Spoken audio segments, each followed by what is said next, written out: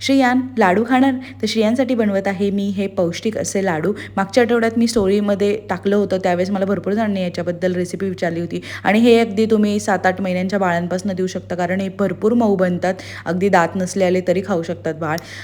इथे मी घेतलं आहे 1 वाटी गव्हाचं पीठ. तर इथे मी संपूर्ण सात्विक यांचं पीठ घेतलं आहे, कारण हे गव्हाला मोड आणून बनवलेलं आहे. यांचे सगळे प्रोडक्ट्स मला खूप आवडतात, म्हणून मी वापरते शक्यतो यांचे सगळे प्रोडक्ट्स. तर तुम्ही इथे नॉर्मल आपलं घरातलं गव्हाचं पीठ घेतलं तरी चालेल, काही हरकत नाही, पण मी रेकमेंड करेल की हेच वापरा. त्यानंतर हे छान 5 ते 7 मिनटं भाजून घ्यायचं आहे गॅसवर. त्यानंतर यात मी ॲड केलं आहे खजुराची पावडर, 1 चमचा ड्रायफ्रूट पावडर आणि थोडीशी वेलची पावडर. त्यानंतर इथे खडी साखर असते ना आपली मोठी, तिला मी बारीक करून घेतलं आहे मिक्सरला. खडी साखर कसं होतं, आपलं शरीर पण थंड ठेवायला मदत करते आणि त्याने कुठलाही साईड इफेक्ट नाही होत, त्यामुळे मी खडी साखर वापरली. इथे तुम्ही गूळ वापरला तरी काही हरकत नाही.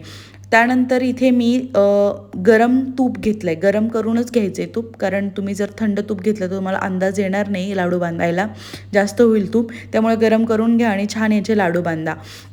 याचे सगळं प्रमाण मी व्यवस्थित डिस्क्रिप्शनमध्ये दिलेलं आहे, तर तुम्ही एकदा चेक करा. आणि इतके छान बनतात हे. रूम टेम्परेचरवर तुम्ही ठेवा, साधारणतः 15 दिवस आरामात राहतात हे.